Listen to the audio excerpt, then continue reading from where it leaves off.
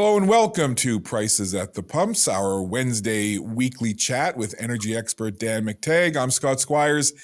Dan, a few things we're going to cover today, like we do every week, which is why we're so happy to have you here. But let's get right to it. First thing that consumers want to know, Newfoundland and Labrador, Nova Scotia, Prince Edward Island, New Brunswick, where are prices at the pumps, home heating fuel, etc., headed the next couple of days? Well, gasoline is going up. We warned this would happen last week. We had said that there's a shortage that's looming, that the Americans would be taking to the road the same way Canadians did last weekend. What happens in the United States matters. And so we're now looking at a scenario where gasoline in Newfoundland will be up about 5, maybe even 5.5 cents a litre.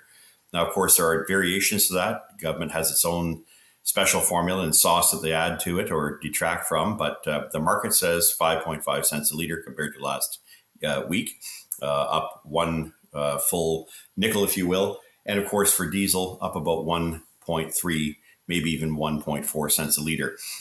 For the rest of Atlantic Canada, which changes on Friday, you're looking a little bit more, maybe as much as 6.5 cents a litre. Hard to say at this stage, at this juncture, because we're now just getting new data and information coming from the U.S. Northeast, home to the largest consumption region in the world, actually, that suggests that demand is extraordinarily strong and supply just isn't there. It's probably the worst inventory we've seen for this time of year ever, period. So with all that, Scott, it looks like we're heading for the beginning of what could be a pretty significant correction to the upside, starting as early as Thursday in Newfoundland and Friday for the rest of Atlantic Canada. So that's the immediate in this region, Dan, but I know that you're looking at the markets and numbers and things that are happening literally minute by minute. Where are you seeing things heading over the next few weeks now as we get into that summer driving season? Jaw dropper just earlier today from the Energy Information Agency, which came out with its weekly petroleum report, a drop of 12.5 million barrels. That's a pretty substantial decrease in inventories. And it comes at a time in which demand is very much on the rise. We also know that OPEC is not happy. They think that, and I think the Saudi minister for energy, Prince, no other than Mohammed bin Salman, actually made a comment saying that you're going to experience another ouch moment. What he meant by that is we're likely to drop another, cut back another million barrels of oil. If that happens, the market will be left with 2.5-3 million barrels short, with what the United States has done, drawing on the Strategic Petroleum Reserve as a price lever. It was never intended for that. It's meant for security. The Biden administration has to buy all that oil back. And if they don't do it, well, then you set yourself up for significant emergencies, especially in the summertime, when, Scott, we see hurricanes and all sorts of disruptions, high demand, refineries running low. All of these things tend to create a situation where we are now looking at what I believe, and I can use the term, an energy shock, a price shock. And the shock won't bring us back to where we were this time last year, briefly for the month of June when we were paying $2.15 a litre here. But you are going to see a lot of $1.90s, maybe even $1.95, touching $2 and staying there much longer. Dan, this is something that you and I have been touching on for a while, and it's almost been like that scenario waiting for the shoe to drop, so to speak. Is this 12.5 million barrel shortage that shoe dropping? It could be. It may also be a reflection on the fact that every day Canada has had to shut in about 250,000 barrels due to the fires in Alberta, which I understand are coming under some control. It also has to do with, I think, some of the methodologies used by the data collectors at the Energy Information Agency, which may have underestimated the amount of demand and overestimated the amount of supply in the U.S. inventories. There are corrections all the time, but there's no doubt it's an eye-opener. It's an eye-popper. Now, if I go back a week ago, oil was trading at the 69 range. It's now pushing back towards 75. And gasoline, which is critical because that's really the benchmark that counts, especially during summer with the United States heading to its Memorial Day long weekend and the kickoff to the summer demand period.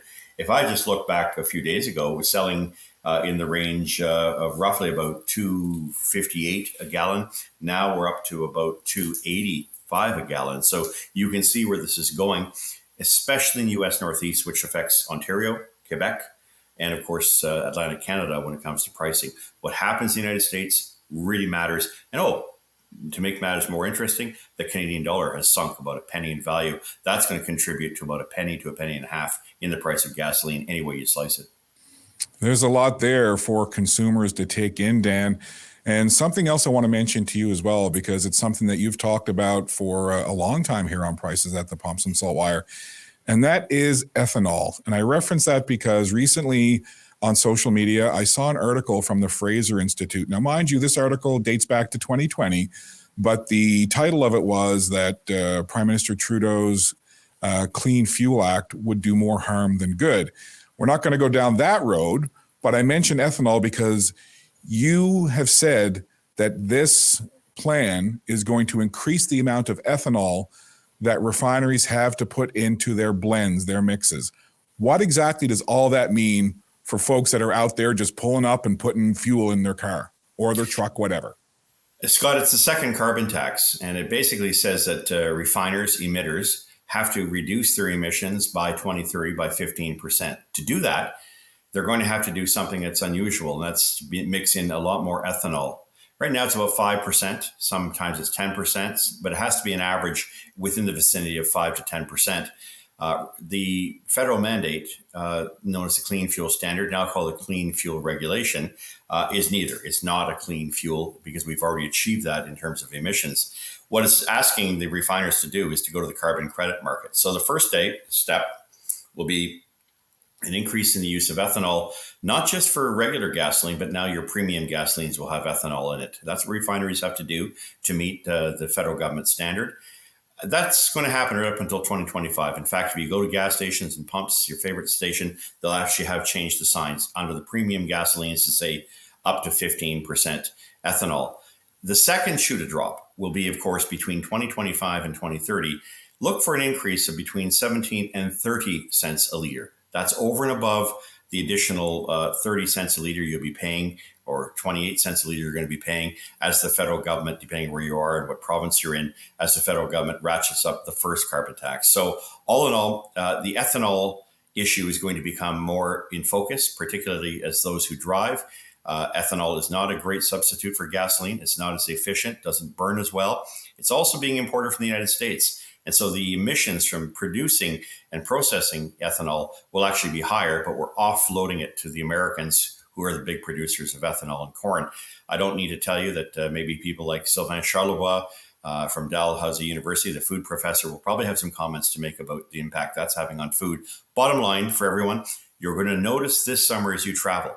Take the same car, same distance, you're going to find that you're not going to get there using the same amount of fuel, because ethanol is probably, in this case with 15%, probably 10% less in terms of mileage than you can experience in previous times. So it's a tax, and you're going to find it in terms of less efficiency from your vehicle, not to mention older vehicles and things like chainsaws, things like lawnmowers. Those things you could find that you'd be heading over to the repair shop a lot more often.